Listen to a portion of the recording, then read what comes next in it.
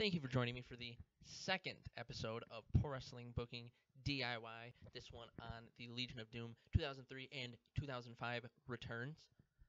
If you would like to follow us on Twitter at PWProverbs, you will see polls asking you about, your favorites, your top list, even the best matches of the night for certain pay-per-views. Also, there will be news so that way you, the fans, stay updated. If you want to listen to us, but you're not really a fan of YouTube, you're not liking all this YouTube adpocalypse and et cetera, we have two other options for you. SoundCloud at SoundCloud/ProWrestlingProverbs, and now Pro Wrestling Proverbs is on iTunes. And finally, if you have a question that you want featured on one of our other shows, Mark's Mailbag, or you have a comment about one of these DIYs, do you agree, do you not agree? Perhaps even you have a comment about one of our pay-per-view reviews or a Raw and SmackDown recap or a question on a superstar you don't know. Like in this episode, I will be talking about Japanese star Junichiro Tenryu. Maybe you want to learn more about him? Send us an email, and then we can talk about him on a show. I, of course, am Logan Keith with Pro Wrestling Proverbs.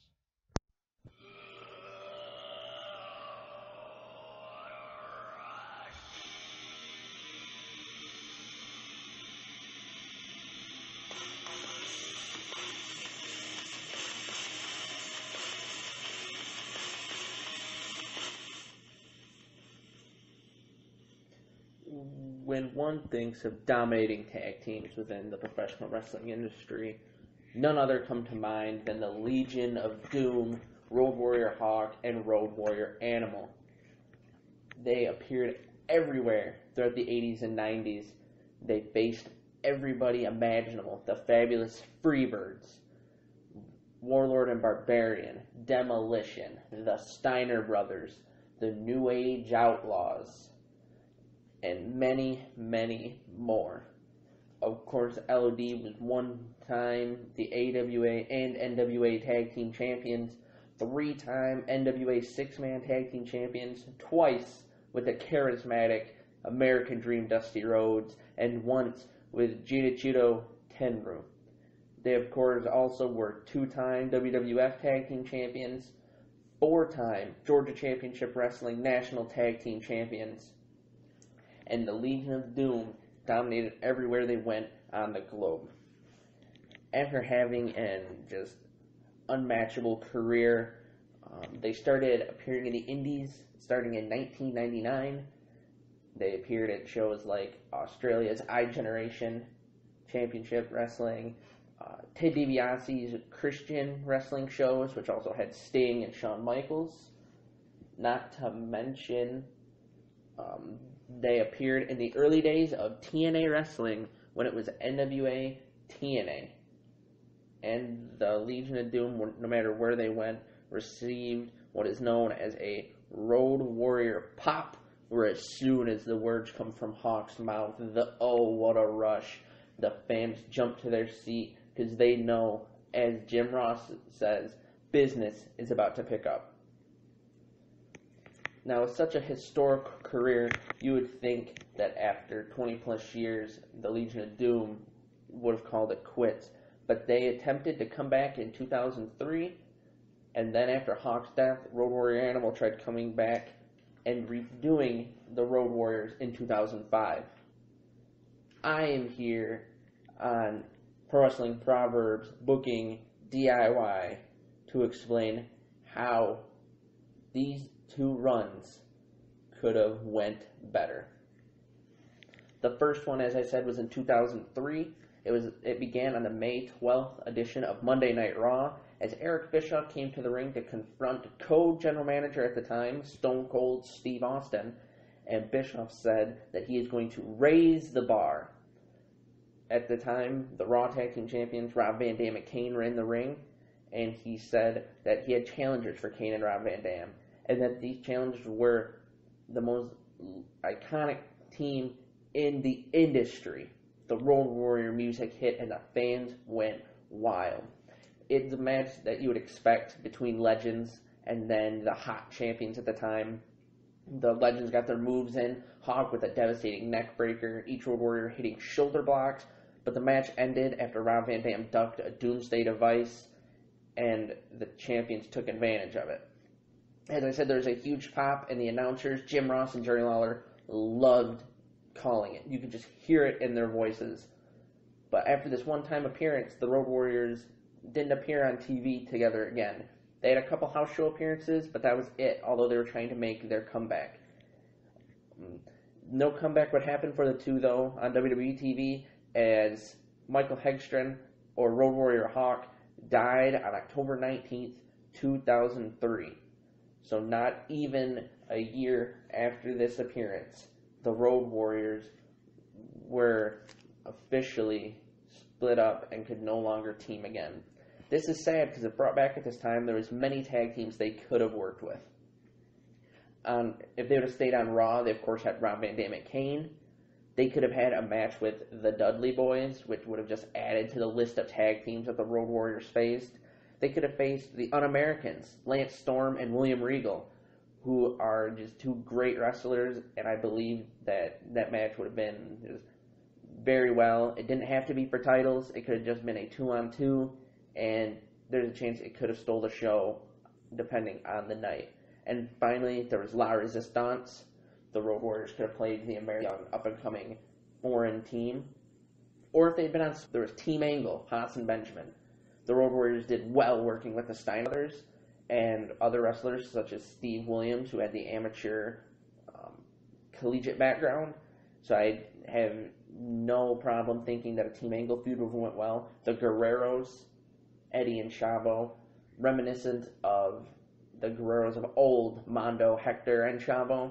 I could have seen them having a good match with the Road Warriors too. The Bashams, a tag team that seems to be lost in remembrance when speaking of this era. And then finally, my personal favorite, Rhino and Chris Benoit. This match wouldn't have been wrestling based. It would have just been a heavy hitting. As Dusty Rhodes said, it would have been clubbering, and these four men would have shown not a wrestling match, but a fight. You could have put the titles on the Road Warriors, had them take it off a team like the Dudleys, Kane and Rob Van Dam, the Guerreros, and then eventually drop it to a young up-and-coming team like La Resistance or the Bashams. Do like the Dudleys did in their last run of the WWE. Help propel. Or they could have just been trainers. I mean, imagine being able to sit under the learning tree of the Road Warriors with everyone that they crossed paths with. It would have been amazing for any superstar at the time.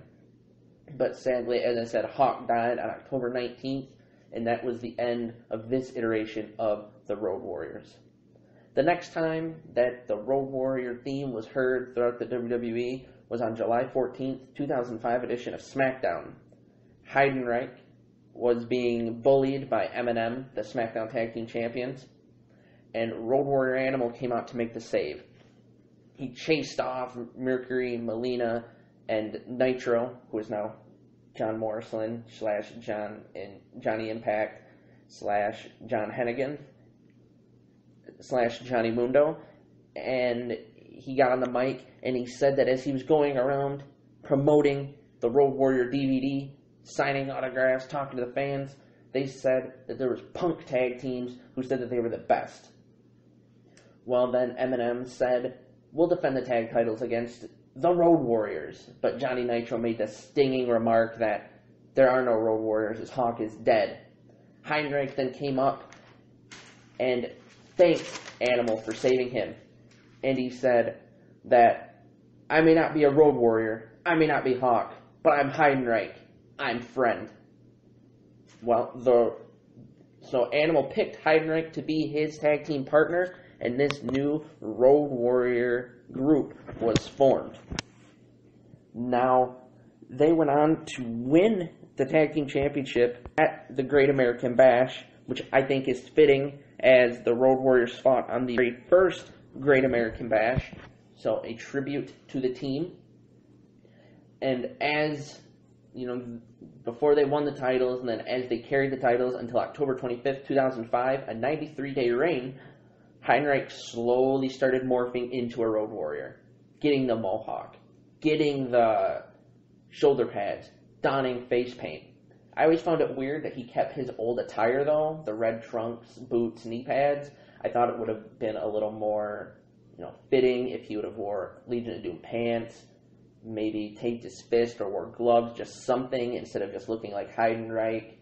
Went through a Creator Wrestler simulator. But these two continued teaming. They ended up, as I said, losing it October 25th. It was a fatal four-way, including the Mexicools, Paul Burch and William Regal, and Eminem re-winning the titles. They continued teaming until Heidenreich's release on January 2006. Road Warrior Animal, was fledgling in the tag team division. After that point, teaming with Tatanka, Matt Hardy, until he eventually turned on Matt Hardy on March 3rd, 2006, and became the Road Warrior, looking like the Road Warriors did when they first came in. No face paint, looking like a biker. I believe that bringing back the Road Warrior name after Hawk is dead, although not the best move, it made sense, because then you could have created a new iteration of the Road Warriors. They've done this with tag teams throughout history. You had the Midnight Express get recreated with Bobby Eaton and Stan Lane. The Fabulous Freebirds get recreated with Michael Hayes and Jimmy Garvin. The Hart Dynasty appear with Tyson Kidd and David Hart Smith, kind of recapturing the moment of Bret Hart and Jim the Anvil Neidhart. But as I said, I think that they didn't try hard enough with Heidenreich. They kept him as his silly gimmick of, wanting a friend, and they didn't change his attire. They put shoulder pads and the paint on him, but, that doesn't make you a Road Warrior. They should have, maybe if they were going to do this, change Heidenreich's name, because that doesn't sound like a Road Warrior name. Hawk and Animal. Quick, easy, and then you have Heidenreich. I don't know a good idea offhand. Maybe, Beast or just something along that line. And then, as I said, change his identity. It would have done much better had he not been Heidenreich. My other idea would have been not to have Heidenreich do it, be his partner. He maybe, if they wanted an up-and-comer to be in the group, have it be, Bobby Lashley, who debuted a little later after the Road Warriors, came back to the screen. He could have been the Legion of Doom member. He fits what the Legion of Doom were about. Big brutes who could just knock someone to the ground. I don't remember seeing Bobby Lashley leaving his feet all too often. Imagine how just even bigger and scarier Lashley would have appeared walking down the entrance ramp with shoulder pads and the face paint, and Lashley coming off that top rope and him being the one to do the clothesline for the Doomsday device. That would have been a Legion of Doom tag team that could have lasted a while until Animal eventually, went off screen, and then Lashley could have came into his own. Or even instead of doing a Legion of Doom tag team, just put Animal with, say someone like Booker T, another tag team extraordinaire. Booker T, of course, used to be with Harlem Heat. Then he won titles with Test, Rob Van Dam, Goldust. He won them in TNA with Scott Steiner. So Booker T, he's a very good tag team performer. It would have been interesting to see Harlem Heat and LOD team up, especially with their history in WCW. They put on some phenomenal matches. Or if they didn't want to do a tag team, they could have had Animal be a manager. And I don't know if many of you are aware of this. The Legion of Doom actually started out as a stable with Paul Ellering managing the Road Warriors, Jake Roberts, King Kong Bundy. You could have had Road Warrior Animal manage some up-and-coming stars. My ideas, looking at the roster at the time, you could have Lashley, Chris Masters, Tomko, Rob Conway, Lance Cade, all athletic young men, all not really doing much at the time. Sure, Rob Conway was in La Resistance, Lance Cade teamed with Trevor Murdoch, but you could have, in many ways, Masters, again, had the look of the Road Warriors. Rob Conway has charisma, of course, now a former NWA heavyweight champion. Lance Cade could have just been an athletic worse, and under the Road Warrior Animal learning tree, could have performed very well. Tomko, I think, had the best look out of all of them for a Road Warrior. He had the shoulder tattoos, and the beard would have just, his long Jim Neidhart-esque beard perfectly. So I think maybe doing a Legion of Doom stable could have done well. Whether you paired him with someone else or done the stable, there's many people, or many teams that they could have feuded with.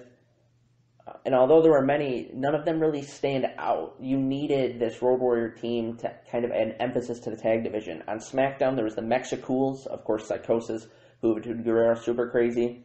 The BWO made a couple appearances. Eminem, London and Kendrick, the FBI, who was Nuncio and Vito. Batista and Rey Mysterio team for a little bit at this point. The Bashams again, this time a part of the cabinet for JBL. The Pitbulls, who were Jamie Noble and Kid Cash. Although they were smaller, I think they would have had a good, feud with the Legion of Doom, just brawling. On Raw, you had Hurricane and Rosie. Cade and Murdoch, if you didn't put him with Animal. Big Show and Kane, which I would have... This seems strange considering Animal's much older at the time, but Animal and Lashley versus Big Show and Kane, just to me, it just draws money, reminiscent of when the Legion of Doom fought the Skyscrapers in WCW. Or you could have had him feud with Carlito and Masters if you didn't put Masters with Animal. That was also a good heel team at the time. But I honestly believe that if you would have put Animal with someone other than Heidenreich or had him manage and then eventually become a trainer for the WWE, that Animal would have been better off and his return would have been more well remembered. It would have been a more fitting tribute for Road Warrior Hawk as well. And the Road Warrior name would have lived on. There would have only been one speed bump, which would have been Draws. But now when people look back at it, there's not only Draws, but Heidenreich, and I'm not going to say it taints Legion of Doom's legacy, but there's definitely a bump on that long road. But this is just, as I said, a DIY booking. The Legion of Doom, of course, coming back in 2003 was amazing to see them one last time. Hearing Animal's music in 2005, week after week on SmackDown, was also good. He's made a few appearances since then. As I said, the Raw 1000 episode, and just moments like that. Hearing the music still gives a pop. He appeared in TNA after this 2005 run. He teamed with Rick Steiner to face the Dudleys in a tables match for the TNA Tag Team Championship. But who knows, if they would have done better with Animal, maybe he would be a trainer in NXT right now, helping the tag talents. Even helping with promos. The Legion of Doom always did good promos. But, as I said, instead, we got Animal and Heidenreich. And although they won the SmackDown Tag Team Championship, I think it could have been a lot better. If you liked this episode of DIY, make sure you follow us on Twitter at PWProverbs. And, let us know what you thought about it. Could there have been someone else Animal gets put with? Did you enjoy Animal and Heidenreich? Maybe I'm wrong on this. Do you think Animal and Hawk could have had a good run for the couple months Hawk was alive when Animal and Hawk came back? Are there any other DIYs you think could happen? Maybe email us at our Gmail at ProWrestlingProverbs@gmail.com. And if you want to stay up to date on pay-per-view recaps from WWE, NXT, Ring of Honor, New Japan, and Impact, make sure you follow us on our SoundCloud at SoundCloud/ProWrestlingProverbs. I've been Logan Keith, and this has been the second edition of Wrestling DIY Road Warrior Edition.